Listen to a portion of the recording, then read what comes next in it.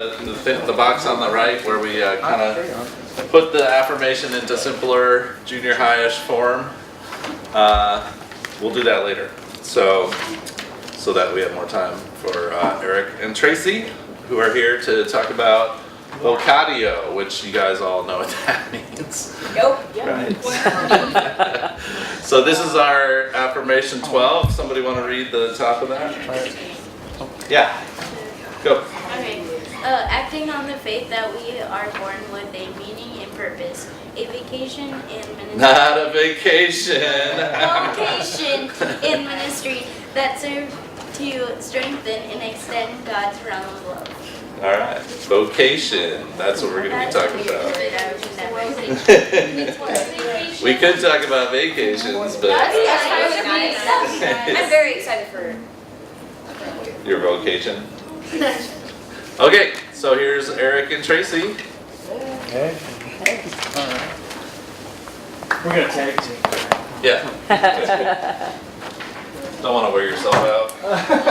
Well, it's good to see you guys tonight. Now, you guys, how many of you are 13? Oh wait, no, I'm not. 12. Okay, 14? 12. Dude, I'm 7. 12? Yeah. Okay, all right. In 2 weeks, when's your birthday? March 12th. All right, right up.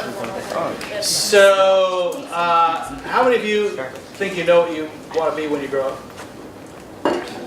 Oh, a couple, yeah, few of you, yeah. But when I was your age, I knew exactly what I was going to be. An archaeologist. Obviously that didn't happen, right? My vocation is very different than what I thought it would be. In fact, before that I thought I'd be a paleontologist, which is like somebody who studies like fossils of animals. And before that I thought I'd be an inventor. And then after I thought I'd be an archaeologist, I thought I'd be a professional photographer. So, now how many of you parents, when you were these guys' age, how many of you knew what you were going to be and it actually turned out that way? I was going to be a fire hydrant. I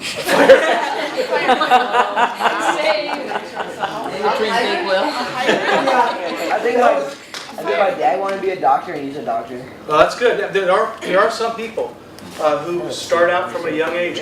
Most people, though, that's not their experience, and that gives us a little clue, actually, to the word vocation itself. The word vocation comes from the Latin vocatio. That's that word, right? And vocatio is based on the Latin verb. Vocatio means to call, and then it's based on vocare, which means vocal cord.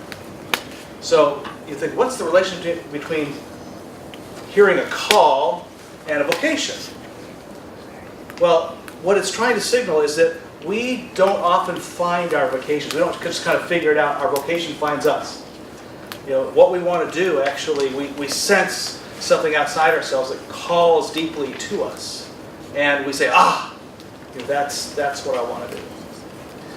And so that's why they call it vocation. Vocation is a calling, literally a sense of call into the world. And all of us have, theoretically, a sense of call that we get. We don't necessarily have it, though, right now.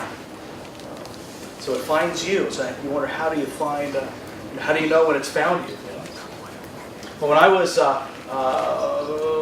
17, that's when the beginnings of my sense of vocation came to me. So I was a junior in high school, and to make a very long story short, which you can get into if you want, but I had a really strongly mystical experience of God. I mean, an experience of God that convinced me that there actually is a God. And I was kind of sure there was, but I wasn't always really sure. But this absolutely convinced me there is a God. And that this God is aware of us, more even than we're aware of us. Like knows everything about us. And you'd think that'd be kind of a scary thing for God to know everything about you.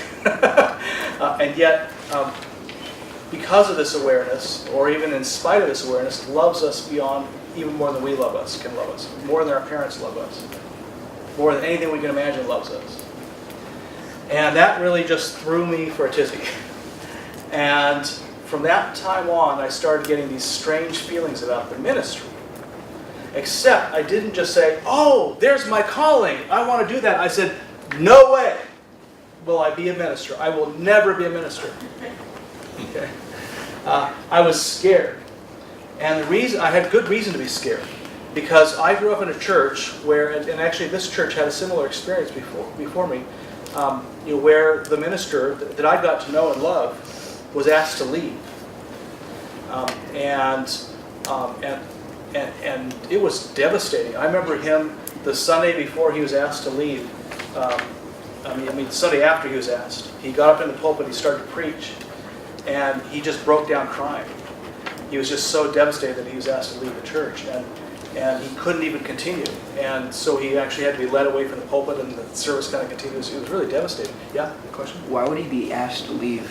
Long story, but the thing that haunted me about why it wasn't because he was mean.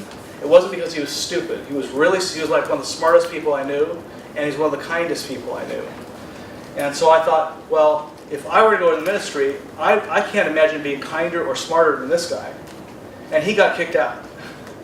And so what I think was going to happen to me. And I didn't want that to ever happen to me. And so I intentionally ran from that sense of call. I said, no, I can't handle it. I would never be good enough. I could never do such a thing. And so when I went to college, I didn't enroll in like a Bible college or a religious college. I went to a secular college, and I majored in economics, trying to steer myself as far away from the ministry as I could get. I thought maybe I'd go into business at that point. But as I went through college, the stronger I pulled away from the ministry, the more I felt it calling me. The more I felt this nudge about it. And finally, at one point when I studied abroad in France, actually I had a set of experiences that just kind of assured me that, hey, it's okay. We know you're scared. It felt like God talking to me.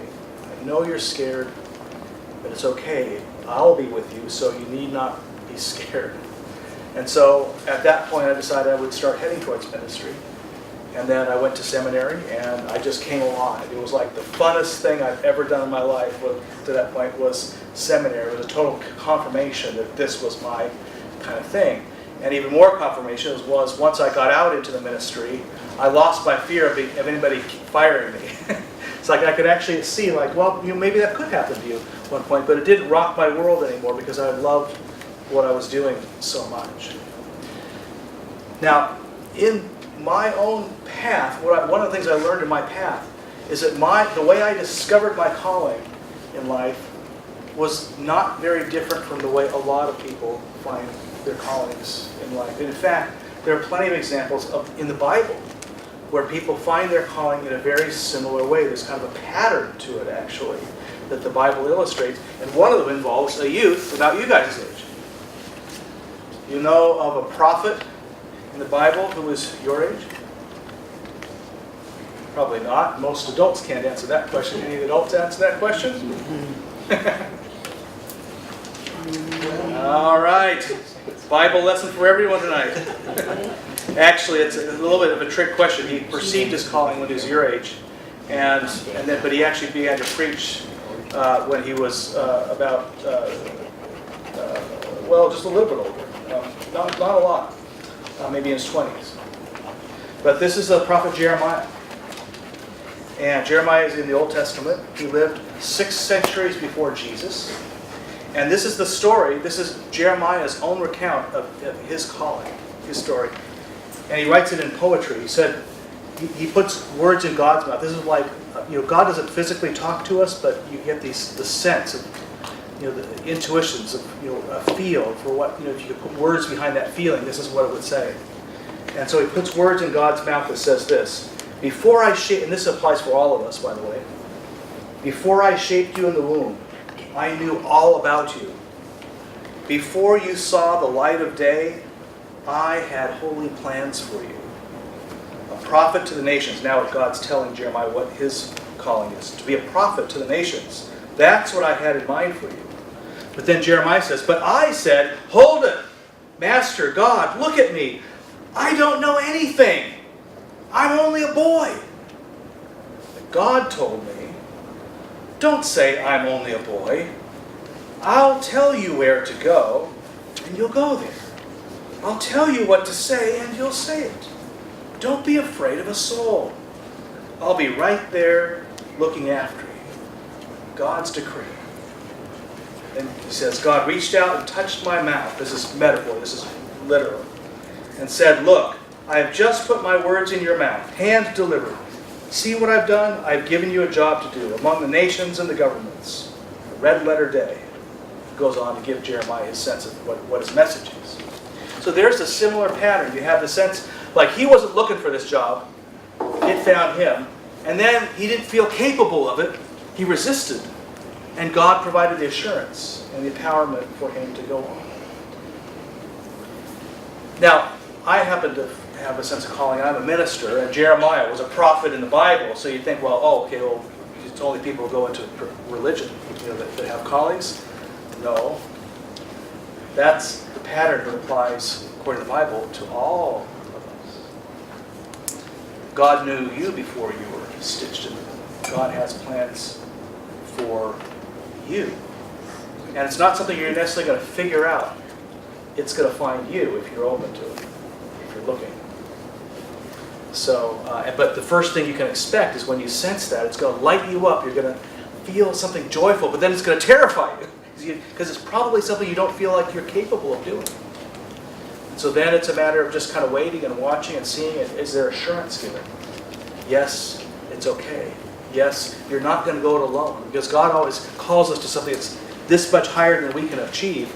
But God always knows God's going to help us along the way. So God's not scared. We are, because we don't see that help that's coming. Right? So I want to, we brought Tracey tonight to talk, because she's a person who was a lay person who also is responding to a sense of call. I want to transition from that into a story from my childhood again. They kind of tuned me into the calling applies to all people. When I was growing up, I grew up in Mercer Island, Washington, outside of Seattle, and there was this automotive shop called Simba's Automotive. And if you brought your car to Simba's Automotive, they treated not only your car with such respect, but you with such respect, that you almost wanted your car to break down just so you could get the Simba's treatment, because they were just so nice and so loving and so caring to everything. And if they ever, if anything wasn't fixed right, they'd always make it right away. A couple of years ago, I Googled them again to see if they're still around. And I read the reviews online, and people were practically crying with how happy they were with Simba's. They said, like one of the reviews said, I brought my car to Simba's and to fix one thing, and when I picked it up, they fixed that, and they fixed another thing for free. And I said, well, why did you fix that thing? And they said, it just needed to be done. It was just, that's how respectful and caring they were. Well, years ago, a friend of mine asked one of the two brothers who owns Simba's, he said, what is it that makes you guys so different? Why are you guys so much like this? And the brother said, my brother and I, we are Muslim, and we treat every automobile as if Muhammad himself were to drive away in it. Now there's somebody who responds to a sense of calling in their life. It gives them a passion. They found something they love to do, and it gives them so much energy that they can actually treat the recipients of their labors as if they're the founder of their own religion. Can you imagine finding something that you could do that would give you so much energy that you could actually treat the recipients of your labors like they're Jesus, with that kind of respect, dignity? When you start doing that, it starts changing everything. And you could find all kinds of vocations that then become very sacred callings when you treat the recipients of your labors like Jesus. We're going to hear from Tracey, who's one of those people. But before we go to Tracey, any questions of me?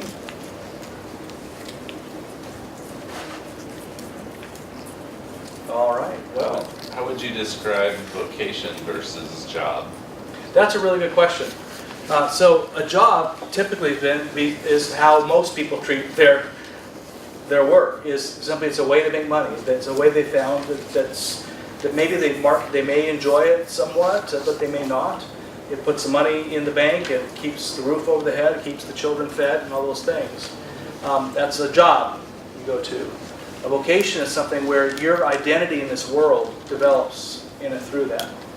And it doesn't have to be a high job. You can be an auto mechanic, you could be a waitress, you could be a financial planner. You could be all kinds of things, where your soul's journey through this world develops more and more because of in and through what you're doing. It's not that your soul develops only through what we do, our jobs, but that becomes an important part of it. Because bottom line is, you think about how many hours are you awake during the day? Okay, tell me how many? 10, 12, 16, 18? Huh? 16. 16, about 16 hours, okay. How many hours can you expect to work in a job every day? 10, Okay. 8. 10. Yeah, see, it kind of ranges, but yeah, 8 to 12 was a good estimate. Probably 8 or 10 will be on average. So you take 8, just say the low end, 8. So literally half of your waking hours during your life will be spent in some sort of vocation. Can you imagine how horrible it would be to be in a vocation that you didn't like? Half of your life is spent doing something that you don't like until you retire. Far better to find that thing that you just know, that it just feels like you're almost like born to do it.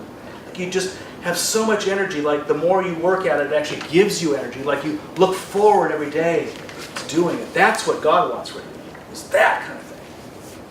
So that half of your life that you spent working is actually spent in a joyful situation rather than, oh God. Right? Not that you, even in high callings, you don't have those days where you think, what am I doing? Sometimes I think I'd rather be happier flipping burgers, but that's a rare day. But there's a lot of people that are miserable in their jobs. Very much so. That's because our society really emphasizes it's just simply about making money. We think that money will make us happy, and more of us are learning that that's actually false. I actually grew up in a very wealthy community. Mercer Island was a wealthy community. My family wasn't wealthy because my family were school teachers. They came to Mercer Island to teach school. But there's an interesting thing that happens in wealthy communities. Some people go to alcohol or drugs and stuff to try to deal with the hole in their soul that's forced, because all they've done is they've taken a job to basically make money, and they think that's going to make them happy, and it doesn't, so they fill it with these other things. And I had this experience once of a person who was in a recovery program, and he wasn't on Mercer Island. He was at another place that was poorer than Mercer Island, and he was in this recovery program, and he was with this other guy, who then, and the guy that I'm referring to was just one step out of being homeless. He was very poor. And there's another guy, he ended up moving to this rich community and joining this recovery program there. And several months later, the two of them met again, and the guy who was poor said, "Oh, you're going to that snotty place. You're going to the place where they got it made." And the guy looks at it and says, "Oh, you have no idea. These people who are in this recovery program, they know firsthand that money cannot solve your problems." So it's a good thing to find what you love. Confucius, the Chinese philosopher, said, if you find a job you love, you'll never have to work another day in your life. Because work is more like play then. And that's, to me, that's what my work is, more like play than it is like some sort of drudgery thing. It's not to say I don't do things that sometimes feel like drudgery, but the majority of it feels like play. And that's the position to be in. That's when you know you're on to that line of your calling, which can also change, by the way, over time. It doesn't have not necessarily one static thing throughout your life. You just kind of find that place, and then you go to that next place of joy. What if you're called to be a drug dealer or a hitman? Sounds fun. Yeah. Oh, what? Sounds fun. Oh, sounds fun. Yeah. My guess would be the truest sense of whether you're, one of the senses about whether you're in a true calling or not is, does it look anything like something Jesus would do?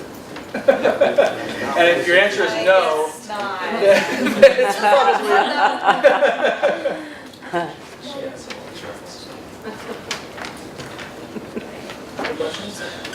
And in fact, it would be, if you're going to take the definition of calling, if you're going to take the Simba's automotive, if you're treating the recipients of your labors as if with the respect and dignity of Jesus, then you'd have to ask, well, how am I treating somebody to get them addicted like I'm treating Jesus? So it fails on that level there. Would you do this for Jesus? Well then, okay. If you wouldn't, then you probably have no business doing it. So I can. If you do it for Jesus, give it a try, Okay. see what happens.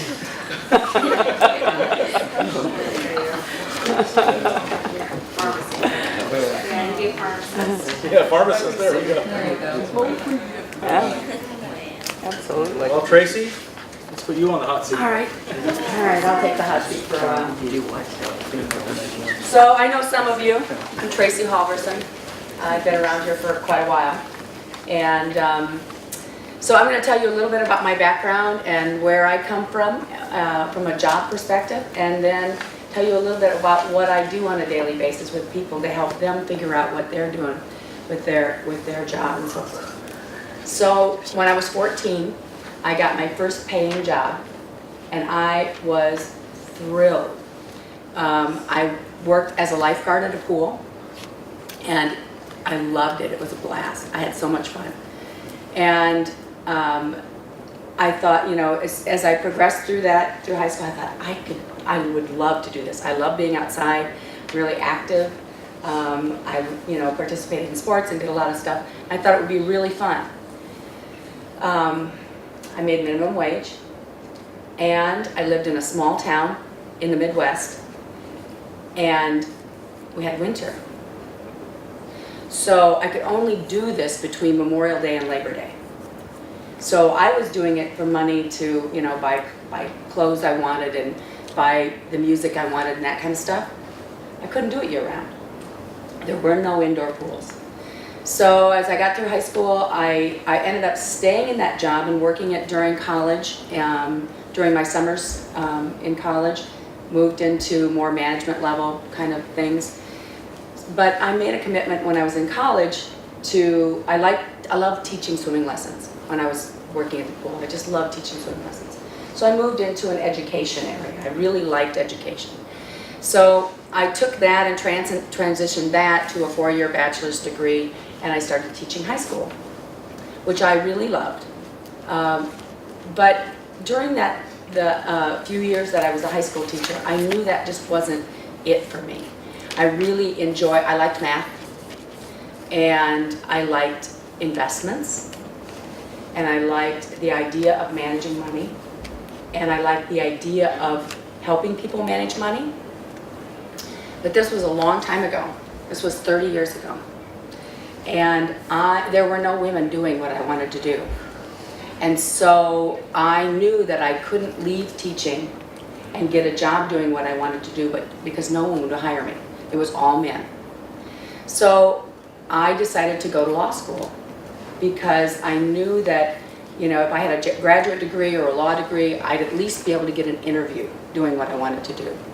And so I was headed that direction. I was going to go to law school.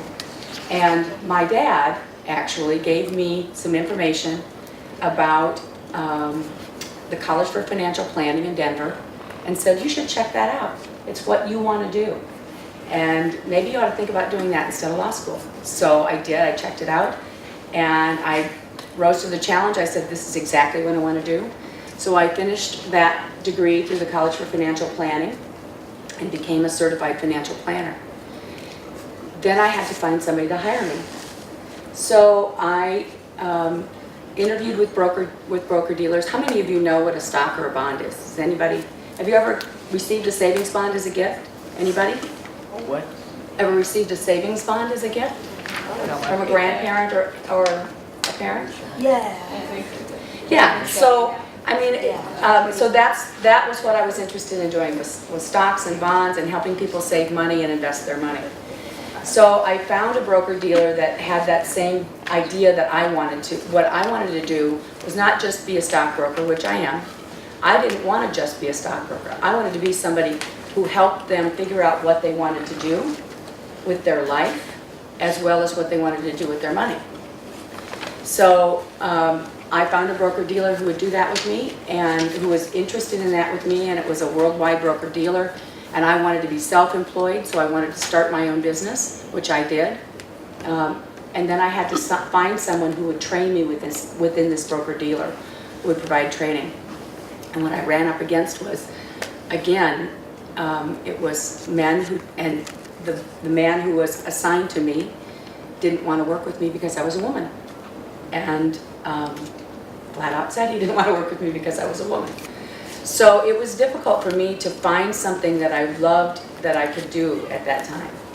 And I finally got through some training with somebody else who wanted to do that, agreed to do the training with me, and it was exciting because I got to do what I wanted to do. So I started that business in financial planning, and what I soon discovered was, just like with each of you, if you have a job where you get paid money, whether that's chores around your house, whether that's money you get for a birthday or Christmas, whether that's money that you get from a job that you have, or mowing yards or walking dogs or shoveling snow or whatever it is, when you get that money, you have to make a decision what you're going to do with it, because you can only spend $1 once. So if you have 20 bucks, you have to figure out, is it something you want to spend $4 or $5 at Starbucks on a coffee? And if that's what you want to do with it, that's what you're going to do with it. But then the next day you can't take that same $4 or $5 and do something with your friend after school because you've already spent it. So the reality of managing your money and knowing that that money has to last you for a whole week or a whole month, and how do you budget that money, was exciting for me to get to help people to do that. So as I started that business and started working with clients and working with people, part of what I've developed in working with clients is to talk to them about, what are your dreams? And I have clients that are in their 20s, just right out of college, and they're getting their first paychecks, and they're in their first 6 months after college. And we talk about, are you in a job that you love? Are you in a job that you will ultimately want to stay in? Is this a profession you want to be in? And I do the same thing with people in their 30s, 40s, 50s, 60s, 70s, 80s. Now, the people in their 70s or in 80s, a lot of times, are retired. They've had their profession, they're done. So they think. But you're never really done, because you always have to have money to live on. Through your whole life, you don't want to outlive your money. But you also want to do things along the way that you're interested in and excited about. So finding things, at your age, finding things that you're excited about, whether that's sports or something to volunteer in, one day a week or one day a month, finding things to do with your friends. If it costs money, you're going to have to figure out a way to get the money to do it. And that's what I get to do with adults. I'm still teaching. I'm still using all those skills from my bachelor's degree that I used to learn how to teach. I get to do it, but I do it with adults. And we start with a basic question: what's your dream? What's your life look like a year from now? If you could be doing anything you wanted, you're still going to have to be in school, so, there's that. But if you could be doing anything you wanted, what would you be doing? And 5 years from now, where do you see yourself? Are you still going to be in school? Are you going to be out of school? Are you going to be working in a job and going to school? 10 years from now, where are you going to be? Are you still going to be living in Omaha? Are you going to be living somewhere else?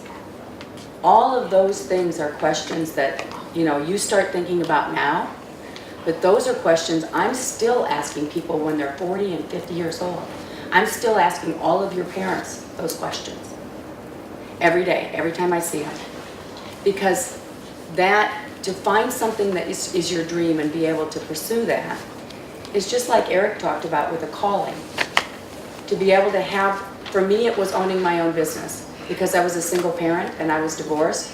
I had a kindergartner, and I had to not only support the two of us, but I wanted to be involved in his school. I wanted to be able to be involved in going on field trips with him and doing things with him. And so it was really important to me. That was my dream, to be able to have a job that was flexible enough that I could be a parent to be involved in his life and still have time. I volunteered at my church, and that was really important to me.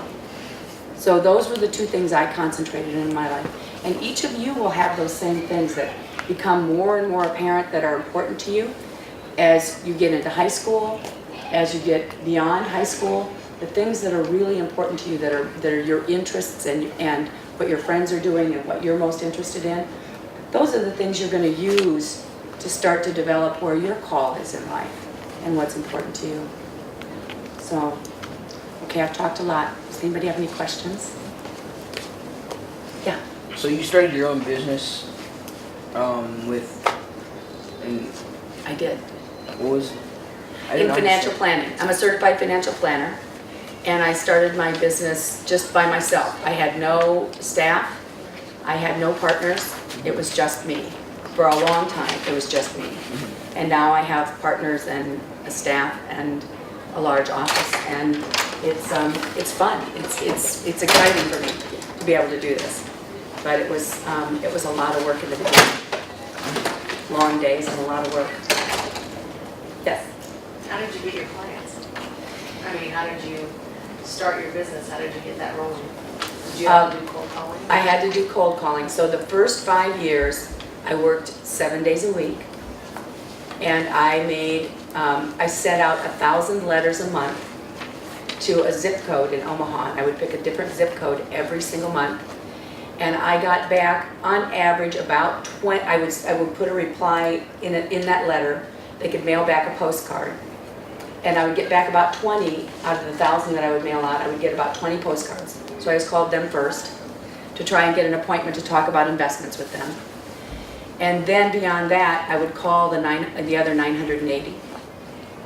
And most of them didn't remember getting a letter from me. Most of them didn't remember having a postcard they could mail back. And so I would try to get appointments with them. And I did that every single month for 5 years.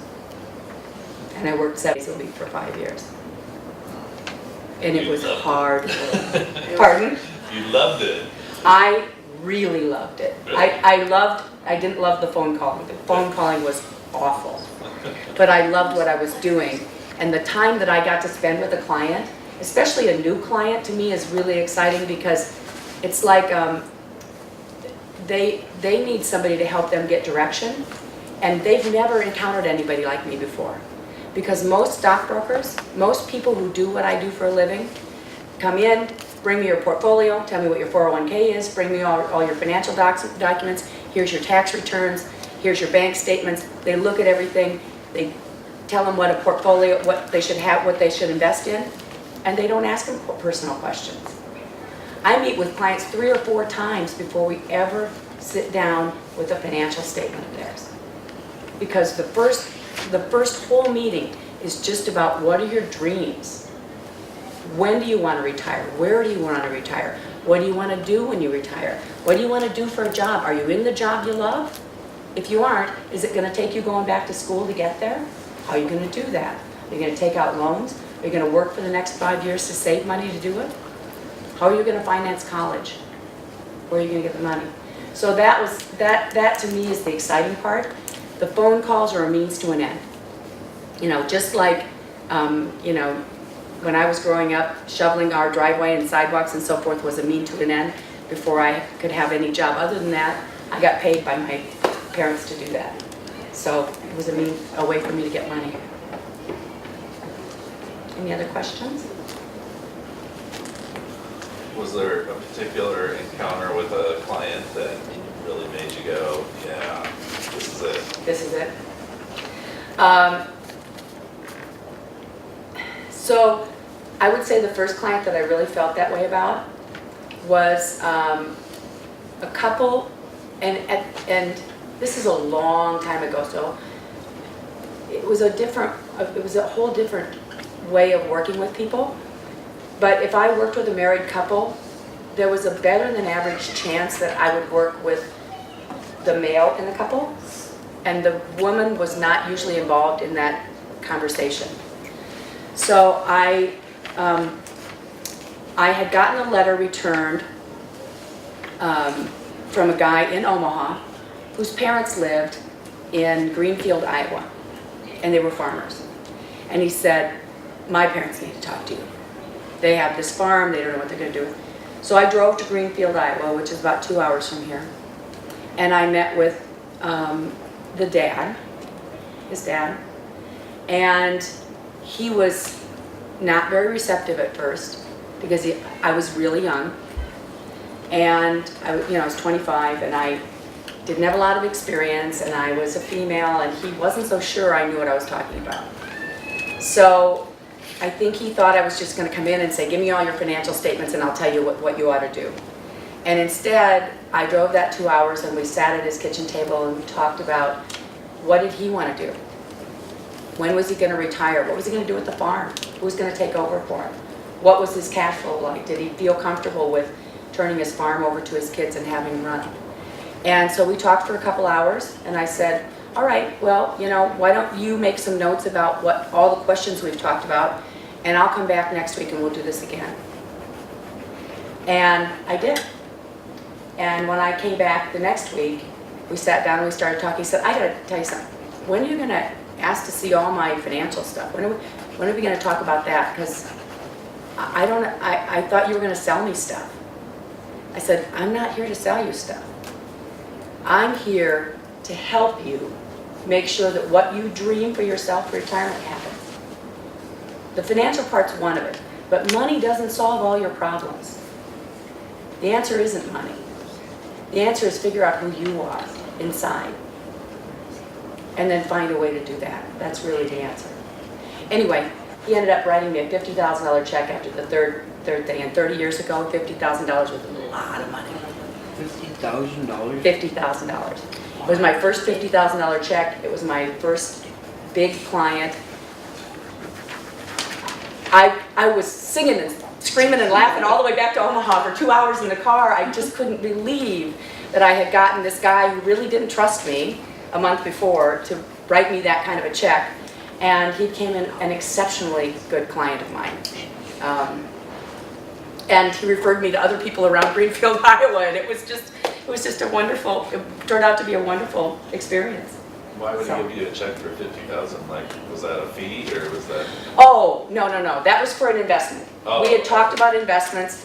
He had a tax problem, and so we talked about tax planning and tax law, and nobody had ever talked to him about tax planning before.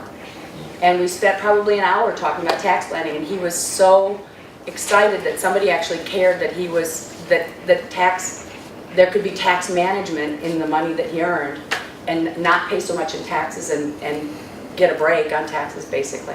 He was so excited about that we talked about how to do that, and I gave him some ideas, and he loved them, and we put $50,000 in municipal bonds. So that was my first big story, I would say. I hadn't thought about that in 30 years. Did his wife ever join in other meetings? For that generation, No. until their husband died, and you know what, I can honestly tell you one of the saddest things that happened to me was probably 5 or 6 years after that. I had worked with maybe 10 years after that. I'd worked with this couple and always worked with the husband, and he died. And the wife came into my office, and we shut the door, and she started crying. She said, I don't know what to do. I've never written a check before. I've never had to balance our bank statement. I don't even know where all our stuff is. I don't know what to do. I know you have all of our records, but you're going to have to teach me what to do because I don't know. And that was hard for me to hear from a woman who was 80 years old. She was scared spitless. She had no idea what she was going to do or how she was going to get through the rest of her life, because she didn't know she had enough money to live the rest of her life. She was really, really genuinely scared. So I can tell you from my perspective, I feel really fortunate to be in a job that I feel like I make a difference in people's lives every single day, and that I have this calling that I can help people. People come to me with problems that seem way too big for them, and I get to help them find a solution, and it's thrilling for me to be able to do that every day. It's really thrilling. So, and my wish is for all of you to find something that you really are passionate about, and then pursue it and make your dreams happen. So what's the moral of that story for the girls in here? Really the moral of the story for every single person in this room is you are responsible for your own life. Whether you are eventually in a relationship with someone else or not, you have to know how to manage your own life. And it's okay in a marriage to have one person, more highly trained or experienced in one area than another, but you should both know both sides of that job. And especially from the financial side of it, it's really important for you to know how to balance, your 401k and, the things that you'll have once you get a job, your checking account and savings accounts, and how to begin to save money and those kinds of things. And I would highly encourage all of you, when you get to a point where you have a full-time job, seek out someone who is a certified financial planner and hire them. They will be the best thing you ever did for yourself, and it will be the best money you've ever spent, because they will be on your team and on your side, hopefully for the rest of your working life and beyond. And they'll help you make sure your dreams happen. So. So that's my, okay. Any other questions? Comments? Do you have any I've idea got a what I do? question. Yeah. What would you guys say is sacred about her profession? Or how do you see Jesus through what she does? She gets to help people, she kind of changes lives, I guess. Yeah. Yeah. I think I really do feel that way about my clients. I feel like I make a difference in their lives. They'll call me when they don't know who else to ask a question of. And I'm not an attorney. I'm not a CPA, but I have connections those directions. So if it's not something I'm an expert in, I can help them find somebody to get an answer. But I do, and honestly, I think if I had stayed being a high school teacher, I would have found ways within that profession to make sure I was making a difference in people's lives every day too. So I don't think that my profession is any different. It's just what fit me. But I think you can do that in any profession you end up choosing. You can find a way to connect with people and make a difference in people's lives through every single job you could name. You can find a way to do that. I'm impressed, by the way, just from the very ground up with when you have a client, you're already treating them like Jesus. Like if Jesus was sitting on the table, you're not going to say, well, your first question isn't going to be, well, how can I maximize your profits? Mm-hmm. It's, what are your dreams? What are you trying to accomplish in this world? Now, how can I use your resources to help you accomplish that? Mm-hmm. So it's very simple. It's not rocket science. Yeah. In fact, I say to clients at the beginning, if you're looking for someone who's going to make you the absolute most bottom dollar money, I'm not your woman, because that's not my goal. My goal is to manage risk for you and make sure you're taking no more risk than what you have to get the best return you can. So I'm not going to be trading every day in your account and looking for how to maximize your return, because usually in those situations, the only person that makes money is the broker. Usually the client doesn't make money long-term doing that. And that's not my goal. I'm not a money-oriented person personally. Money doesn't motivate me. Time motivates me. Flexibility in my life situation, so I can do things here. I volunteer for things here that really just I love doing. So those are the things that motivate me. You just got to find what motivates you. It sounds like in your job, one of the things that you brought to it that you personally maybe feel called, or more of your connection with God, is that building relationship with your clients or your customers, rather than just, here's a business and here's how I do it. Oh, to me, that's where I see you using your minister, being a minister, ministering through your words. Yeah. Part of that for me too is it's almost become a family for me. I mean, if I have a client die, when I go to the funeral, their kids know me. They're not all clients of mine, but they know who I am because their parents were working with me or their mother was working with me for a long time. And a lot of times they just know, I'll come up and say, hey, I'm Tracey Halvorson. And they're like, oh, it's so great to meet, because they're there from out of town for the funeral, right? And they're coming back. They know who I am because their parents have talked about them. I've talked about me to them. Because I've helped them in times when they needed help. answered questions for them and so forth. So that's very rewarding to me. The family connectedness and the relationship part of it is really exciting for me. Anything else? Any other questions? Thank you for letting me come and talk to you. I appreciate it.